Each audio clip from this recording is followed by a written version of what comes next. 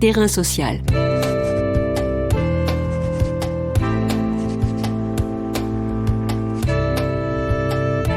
Hugues Chevarin. Sylvain Bordiec.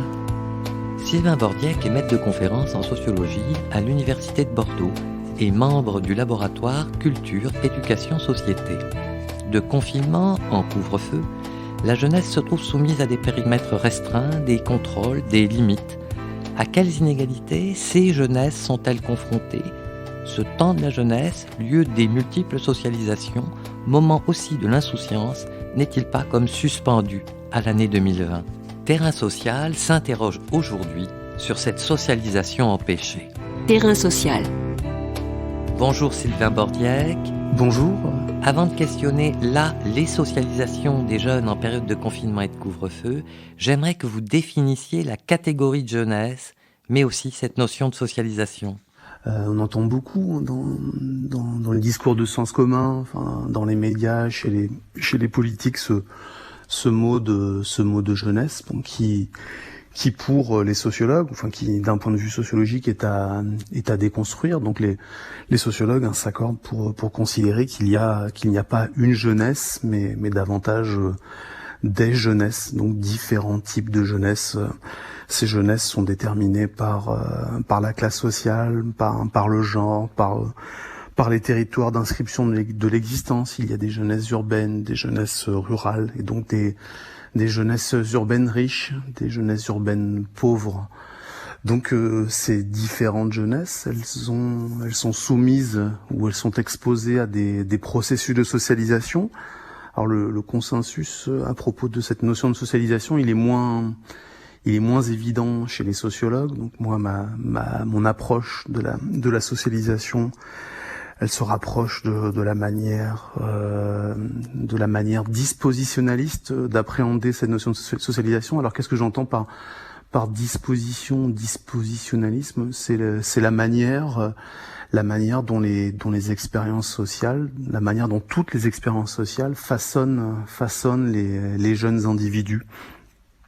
Donc c'est l'idée assez simple finalement de la construction des individus par le monde social. Donc c'est assez largement l'idée que les individus, et en l'occurrence ici les jeunes individus, intériorisent le monde social en le pratiquant. Alors je vous cite dans votre livre La fabrique sociale des jeunes, vous dites « La socialisation juvénile est plurielle et hétérogène ». Plurielle dans la mesure où, dans le temps de la jeunesse, si on admet que tous les individus vivent une jeunesse ou ont une jeunesse, les expériences sont plurielles et hétérogènes. Bon, cette hétérogénéité, cette pluralité, est liée au fait que les institutions sont différentes les unes des autres. Donc cette hétérogénéité, elle peut être liée aux différences entre la famille et l'école. Bon, c'est un exemple parmi plein d'autres. Ceux qui s'expérimentent dans la sphère familiale est souvent différent de ceux qui s'expérimentent dans la sphère scolaire. Donc c'est l'idée que les messages de socialisation, que les forces de socialisation, elles ne sont pas toutes les mêmes. Elles ont des forces différentes. Elles portent aussi des messages différents. Alors peut-être pour donner un exemple, ce que donne avoir, je sais pas, un père dans une famille peut être tout à fait différent de ce que donne avoir un enseignant dans une classe. En quoi la crise de la Covid-19 est-elle le révélateur des inégalités entre les jeunes et s'ajoute-t-elle aux disparités de conditions de socialisation ? C'est à la fois une révélation peut-être au grand jour d'inégalités préexistantes et puis on peut aussi appréhender cette crise sanitaire ou cette pandémie comme comme un accélérateur ou bien une force de consolidation des choses qui existent. Bon, ce qui est important, c'est de pour analyser ça, pour saisir ça d'un point de vue scientifique, il faut considérer le point de départ, quoi, le point de départ socio-historique, le cadre général des socialisations. Donc considérer que les difficultés possiblement vécues par des fractions nombreuses, importantes de la jeunesse, elles ne datent pas du début de l'année 2020, quoi. Donc il y avait déjà préexistait, quoi, ce contexte difficile, quoi, cette difficulté ou cette dureté d'être au monde, quoi, cette difficulté à l'arpenter pour une grande partie d'entre eux. Donc la Covid-19 révèle, quoi, le fait qu'on a une jeunesse qui depuis des jeunesses qui depuis des dizaines d'années vivent dans un monde plutôt insécurisant, socialement, même sanitairement, un monde aussi d'insécurité sur le plan environnemental. Bon, c'est ça qui se révèle aussi, qui apparaît peut-être de façon plus évidente avec la crise du Covid, quoi. Donc c'est le point de départ socio-historique, le point de départ aussi, si on regarde ça à une échelle individuelle, quoi. Enfin, les individus, les jeunes individus soumis dans un nombre considérable de domaines de leur existence à des compétitions, quoi. Enfin, toutes ces compétitions qui structurent le monde social, à l'école, à l'université, dans la vie professionnelle. Donc les choses se passent comme si depuis le début de l'année 2020, il y avait un nouveau paramètre, un nouvel obstacle dans ces existences faites de compétition, qui génèrent des aspirations, des joies, des sentiments d'accomplissement, mais aussi des peines, quoi, des sentiments d'injustice, des sentiments d'isolement. Est-ce que vous pensez qu'une partie de la jeunesse, même en cette période de distanciation sociale, a, je dirais, un mieux de socialisation par rapport à certaines autres?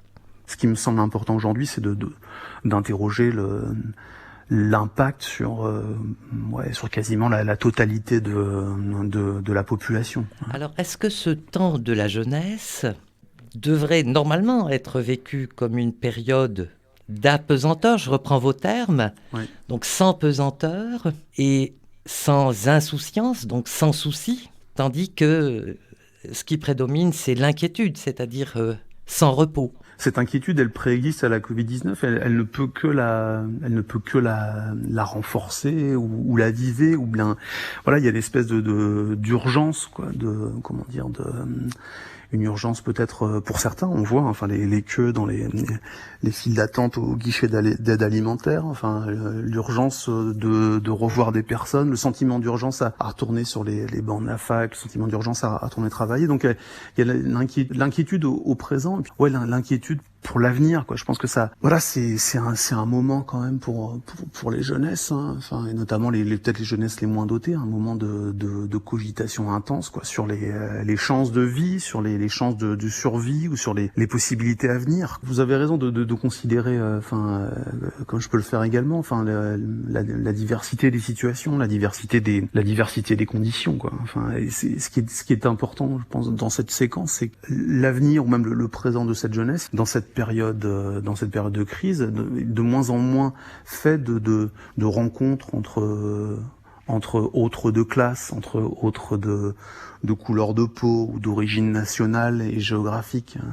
Ce que les confinements et le couvre-feu favorisent, ce sont des cloisonnements sociaux, non seulement des cloisonnements générationnels, mais des cloisonnements entre les différentes jeunesses, les lieux où cette jeunesse a des opportunités de se côtoyer, de se rencontrer. Ces lieux sont fermés. En l'occurrence, je pense à l'université où l'enfant l'enfant d'employé ne côtoie plus l'enfant de prof. Alors je veux pas idéaliser l'université comme une espèce de paradis de la mixité sociale. Il n'en reste pas moins qu'il y a là des rencontres avec l'altérité, quoi, et donc des possibilités d'acculturation entre classes ou fractions de classe.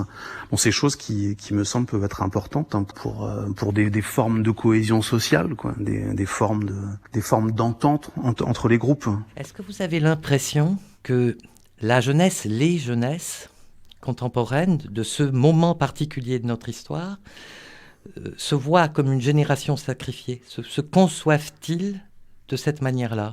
Dans cette réflexion, quoi, je prends en compte le fait que cette génération, elle ne date pas de début 2020, donc celles et ceux qui ont 20 ans cette année ont derrière eux 20 ans de vie, donc de socialisation, 20 ans de construction du rapport au monde, un rapport plus ou moins enchanté ou désenchanté à ce monde. Alors c'est une question difficile, cette idée qu'elle est sacrifiée. Bon, je ne sais pas si la jeunesse est vraiment sacrifiée. En tout cas, et je vous rejoins complètement. Je vous rejoins dans cette idée. Sera marquée par cet épisode. Je sais pas si elle est vraiment sacrifiée. Toujours est-il que ce qui lui arrive nous révèle la place, et lui révèle la place, la force de l'État, des pouvoirs publics dans la définition de son existence. Donc la pandémie révèle, il me semble, aux jeunes la capacité de l'État à mettre en suspens, au nom des impératifs sanitaires, une grande part de ses activités. Et par conséquent, il y a une remise en question officielle, par les officiels, de ce qui caractérise la jeunesse. Donc terminé pour longtemps le brassage social relatif de l'université.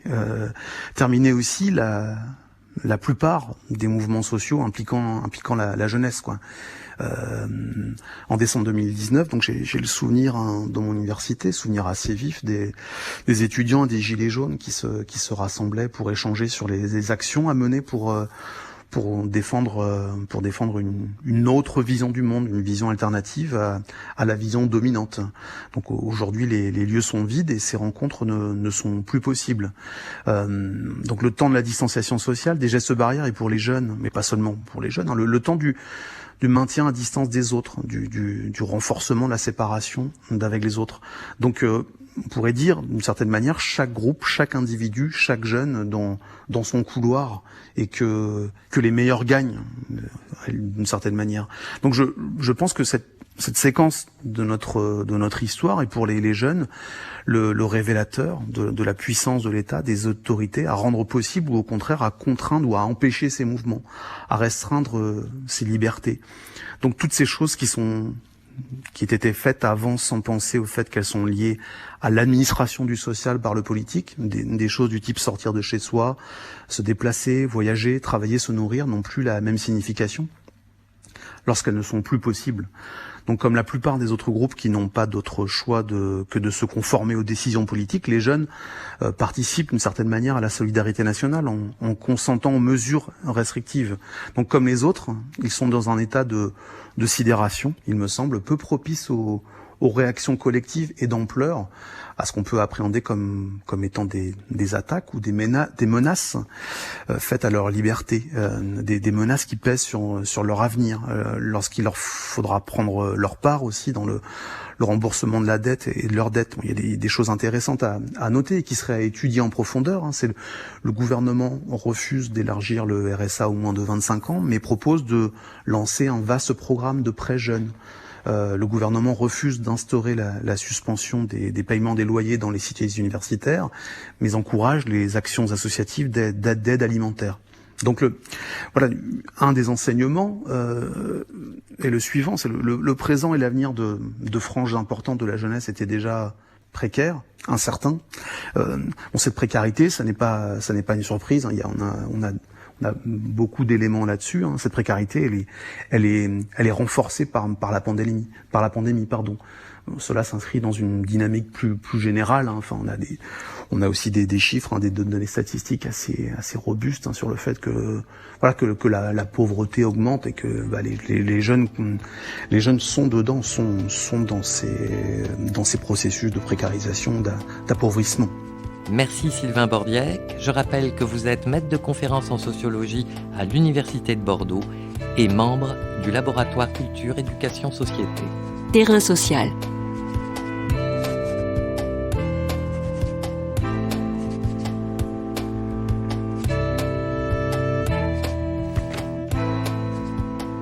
Tous les podcasts du chantier sont à retrouver sur lechantier.radio et sur les plateformes d'écoute.